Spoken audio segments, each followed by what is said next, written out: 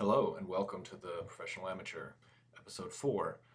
This episode I'm going to call Unprecedented because it's just unprecedented. Everything that's going on in the world today is without precedent. It's unprecedented. You're going to hear some machinery going on in the background because I have a neighbor who's got an excavator in their backyard, and my kids are home all day, so they're running around the house. So there will be a little background chatter. And I apologize for that, but there's nothing I can do about it. So today I want to touch on a few issues, and I'm going to start with the article that I wrote on March 9th, which is just a few days ago, well, a couple weeks ago now. And that article was entitled, "Has the Everything Bubble Popped?" And if you haven't read that article, I highly recommend you go back and read it. I'm going to have every single website that I'm showing you in the show notes on the YouTube channel posted with links so you can go check these out and read them for yourself. In any case, I posited, has the everything bubble popped? ? We can answer that. Yes. Unequivocally, yes, it has. I'm not going to read this whole article. It's a great article. Please read it.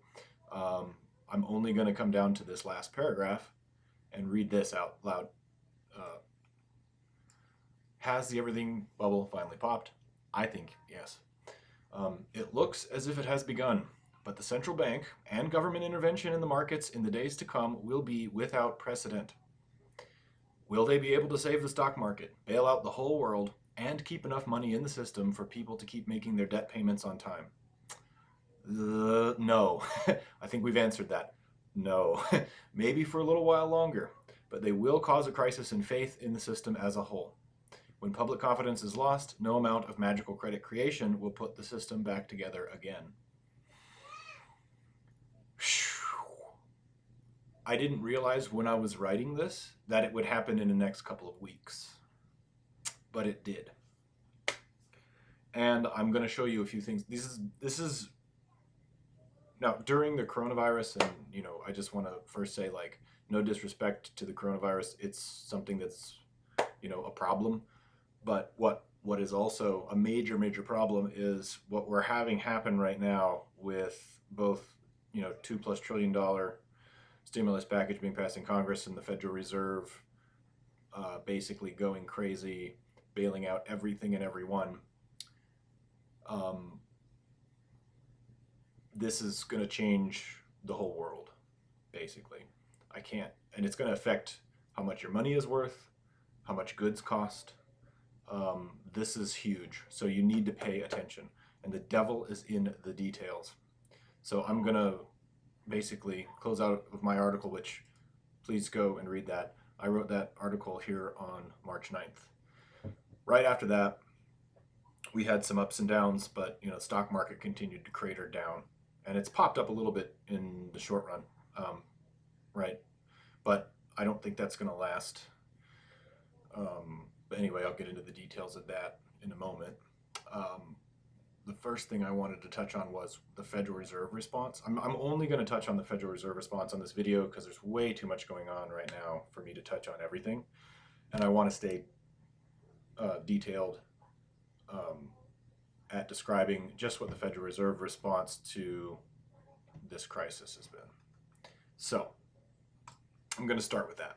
So this is a announcement from the federalreserve.gov, which is kind of ironic because the Federal Reserve is not part of the government at all. It's neither federal nor a reserve, and it is owned by the same banks who are the primary dealers. And the history of the Federal Reserve is something I won't go into today, but if you don't know anything about it, I'll post a link to a video about the history of the Federal Reserve. Very interesting. In any case, the press release from March 23rd, 2020, Federal Reserve announces extensive new measures to support the economy. I'm going to go into a little bit of detail here, or just touch on the high points here. The Federal Open Market Committee will purchase Treasury securities and agency mortgage-backed securities in the amounts needed to support smooth market functioning. So they're back to buying up treasuries. That is monetization. So 2 videos ago, I did a video called Monetization and Cryptocurrencies. So what we're having right now is outright monetization of the debt, of the national debt. This is This is de facto printing money. So when you when you buy those treasuries with the Federal Reserve is buying these treasuries with the full knowledge that they are the buyer of last resort. They're never gonna sell these back into the market, ever. So we're in the end game scenario of this whole system, and they're trying to keep it propped up. So now, so not only are they buying treasuries and mortgage-backed securities, they're also going to be supporting the flow of credit to everybody through the Department of the Treasury and the Exchange Stabilization Fund. They're also going to be establishing facilities called the PMCCF and the SMCCF, the Primary Market Corporate Credit Facility and the Secondary Market Corporate Credit Facility to provide liquidity for outstanding corporate bonds. What does that mean? It means they're bailing out the corporate bond market. So corporate debt was outrageous up until this point. They went on a binge since 2008, and the corporate debt market had gotten out of control. And now that it blew up, they're just buying it all. Like, and I want you to wrap your head around the significance of that. If you charged up your credit cards as a personal loan, and you took out your credit card, you charged it all the way up, and then you went bankrupt and you weren't going to pay it back, and then someone came in and just bought it all, took it off your hands, made you whole, that would be considered wrong. So why are we bailing out? Why is the Federal Reserve bailing out the corporate bond market? So this is a complete open-ended, never-ending bailout of corporate interests right here. And it's in black and white, and I just can't. I did a double take when I read this. So I think that they couch this in terms and acronyms. This is an open-ended bailout of all of corporate America, basically. And then they've also established down here another facility, which was around in 2008, the TALF, Term Asset-Backed Security Loan Facility, to support the flow of credit to consumers and businesses. The TALF will enable the issuance of asset-backed securities, or ABSs, backed by student loans, auto loans, credit card loans, and loans guaranteed by the Small Business Administration and certain other assets. Boom. So this is what they did back in 2008 with mortgage-backed securities. Now they're making these big, toxic securities called ABSs that are backed by student loans that are never getting paid back, auto loans that are questionably ever getting paid back, and credit card loans that are questionable as to whether they'll be paid back. So they're turning these into assets, which is it's just insane. So in any case, that's happening. And then this other one is facilitating the flow of credit to municipalities by expanding the money market mutual fund liquidity facility to include a wider range of securities, including municipal variable rate demand notes and bank certificates of deposits. So they're going to buy up CDs as well. So we're talking about just bailing out everything. The entire market is being bailed out right now. Everything. Certificates of deposits, municipal demand notes. So you're talking about basically bailing out municipalities as well. Facilitating the flow of credit into municipalities by expanding the commercial paper funding facility to include high-quality tax-exempt commercial paper as eligible securities. Whew! The pricing, it's just insane. They're buying everything. And then the thing that's a footnote at the very bottom of this. So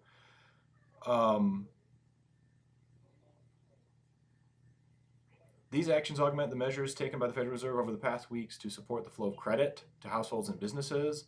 That includes the establishment of alphabet soup. That includes the expansion of liquidity swap lines, which is more bailout lines. Steps to enhance the availability and ease terms of borrowing at the discount window. And the elimination of reserve requirements. So the elimination of reserve requirements. Now, this is a devil in the detail thing. It used to be that most depository institutions had to at least keep 10% of cash on hand, and they could only loan out 90%. So if they had So if they loaned out $90, they had to have at least actually $10 on hand, right? And now they've eliminated reserve requirements, which means not only can they loan out $100 and have $0 on hand, it means that there's no. This is unbelievable. Like, this made me do a double take. If you eliminate reserve requirements, the banks can loan as much money as they want with no reserves. So they don't actually need any money now to loan exorbitant amounts of money into existence. I mean, that's the way it always was, but now it's just being completely peeled back, which is that blows my mind.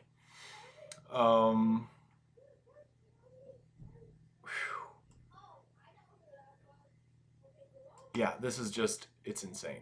So, and then another one, the reserve requirement ratio, and they say this was announced March 15th. The board reduced reserve requirement ratios to 0% effective March 26th. This action eliminated reserve requirements at all depository institutions.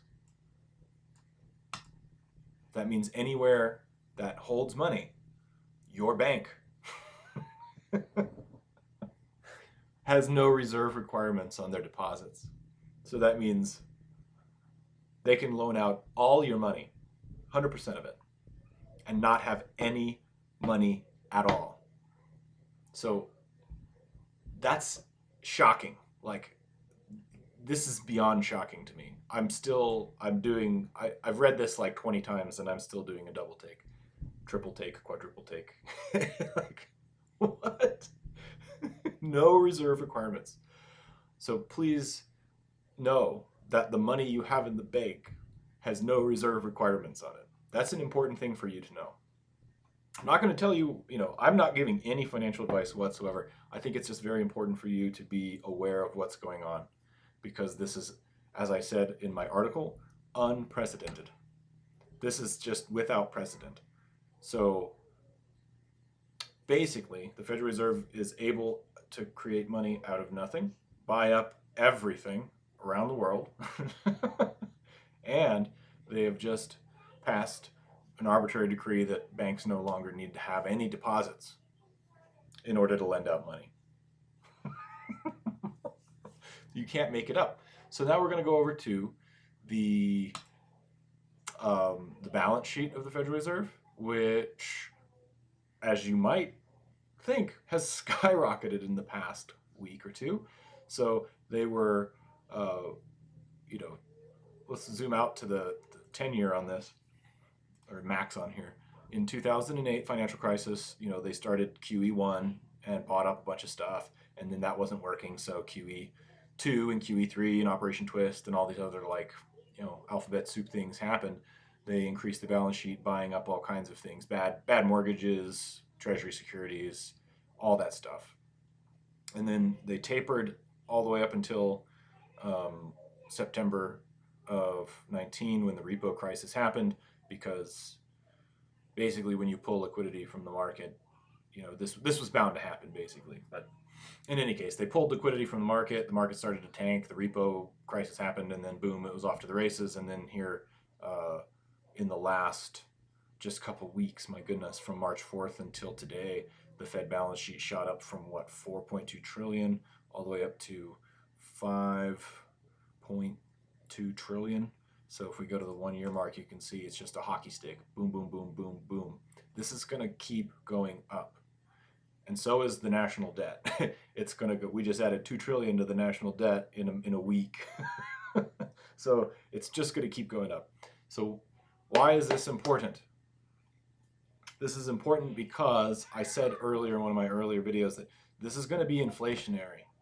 There's no way now that this doesn't become inflationary. We've had pretty mild price inflation over the last 10 years. But everyone's noticed goods and services have gotten a little bit more expensive every year incrementally. Now that they're just basically printing money willy-nilly and handing it out to everything and everyone, we're going to see inflation in the United States. Definitely see some inflation. So price inflation, I expect, is going to go way up. Now, at the same exact time that this is happening, the dollar is the world reserve currency. So you need to understand that the demand for dollars overseas is massively huge. So the dollar is actually going up in value because all the debts of all the emerging market economies are denominated in US dollars, and they need cash to pay and roll those debts over. So that's part of this crisis, ongoing crisis, and why everything's getting sold, because everyone's liquidating for cash to just make minimum payment requirements to roll over existing debt. So this isn't going away, and there's no V. This is not going to be a V-shaped recovery. So I know people are toting that on the financial news. That's absolute nonsense. In my opinion, my humble opinion, V-shaped recovery is absolute nonsense. Um, and yeah, I mean, this is going to rock the faith. This should rock the faith of the entire world in our existing economic system. What we've basically had happen in the last couple weeks is an open-ended, never-ending bailout of corporate interests and government debt at the same time. And what they're doing is they're throwing the populace a bone. Here's $1,200. Shh. Don't pay attention to the man behind the curtain. Just take your $1,200 and you just lost your job. It's beyond insulting, and I shouldn't even be. The only reason I'm laughing is because it's not funny. It's not funny. It's just I have to laugh, or else I would cry. What's happening right now in the world is insane. It's total financial coup d'état, and basically the central banks around the world are printing money like crazy to try to paper over a debt crisis that they started. This debt crisis was started 50 years ago. The system inherently creates money out of debt, and that is why we're in the problem that we're in today, and why we can't print our way out of debt. We can't do it. You can try. Many countries have, and they have failed. And this is a warning for the United States, because every country that's tried to print its way to prosperity has destroyed its economy, and we can't follow that. We just can't. And I know some people think that we can, but I think what this is proving already is that the system is unsalvageable, and what they're going to have to do, and what you're going to see is this balance sheet, the Federal Reserve balance sheet here, is going to go from 5 to 6 to 7 to 8 to 10 to 30 to $50 trillion. The national debt is going to be bought by the Federal Reserve, which is really a big shell game. Japan's been doing this for a long, long time and getting away with it, but not getting away. I wouldn't call it getting away with it. They've been monetizing most of the country's debt, buying up stocks, buying up bonds, buying up everything that could be bought up. But what it's causing is a stagnating economy, because you need to let the bad debts need to be destroyed and let clear. But that won't happen without a lot of economic pain and deflation. But I would like to make the argument that asset deflation, which they're not going to let happen, would be the best thing that could happen for everyone under 50 in the United States. Because we, first of all, don't have very much money, and it would make the money we do have worth a lot more. And also home prices would come down, so they might be affordable, and we would be able to buy houses for our families. And we might think about getting married, having kids, and expanding the economy the natural way, instead of just creating credit out of nowhere to prop up asset prices, which is going to destroy our entire economy. I mean, it already has, but the solutions are not more printing. and it's just crazy that it's gotten to this. So in any case, I think this is very, very important for you to understand that we've gone nuts. The central bank is just creating money out of nothing. The reserve requirements have been totally lifted off the banks. They don't need to keep any money on deposit. They can just lend it all. This is insane. I can't believe. I didn't know when I wrote this article a couple weeks ago. I was thinking like, well, we'll see this play out over the next couple years. It's happening right now. immediately. So take note that things are going to change quickly, and I think inflation is coming to the United States big time. So people need to realize that. People need to wake up and realize that the people who've been in control of our economy, they're not politicians, by the way. They're unelected, unaccountable, self-appointed bureaucrats who are in charge of our economy. And they're going to make the whole country poor. Like, people think that this is good because it'll force the government to send everybody checks. And like, yeah, like that's better than nothing, but it's really just a stopgap measure to prop up the existing status quo. What they need to do is write off all the debts. They need to eliminate all the bad debts. So the credit card debts that's never going to get paid, the student loan debts that's never going to get paid, the mortgages that are never going to be paid back, like those need to be allowed to collapse and write off. We need a debt jubilee. Like that is the only thing that could save our economy, is a debt jubilee. And by printing more money to buy up the bad debt, all we're doing is kicking the can a couple weeks down the road at a time until we have a massive collapse.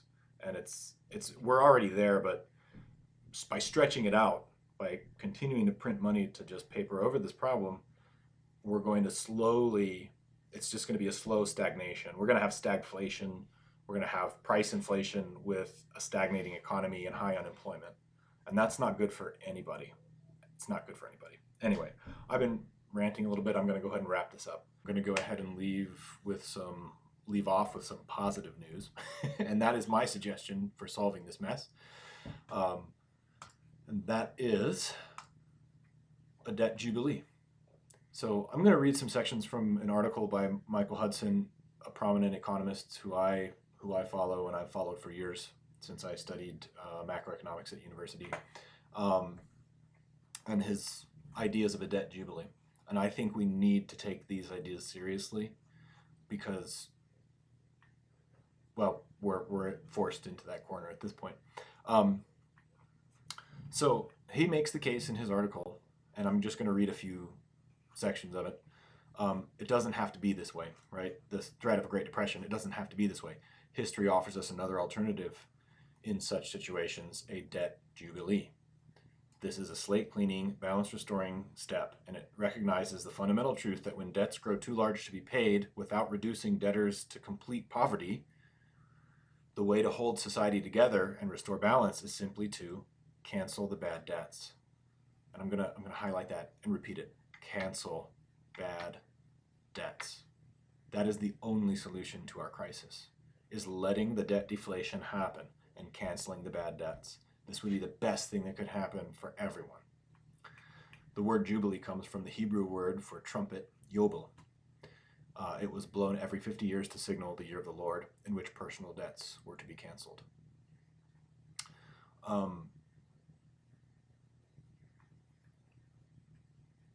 So it is now understood that these rules, or these rulers in ancient Assyria and in the Middle East, were not being utopian or idealistic in forgiving their debts.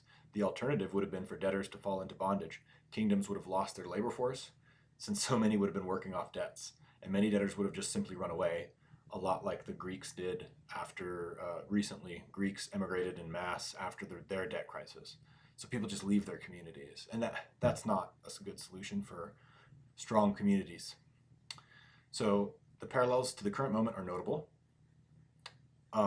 This has happened before in recent history, so that's another thing to note. After World War I, the burden of war debts and reparations bankrupted Germany, contributing to the global financial collapse of 1929 to 1931. Most of Germany was insolvent, and its politics polarized between Nazis and communists.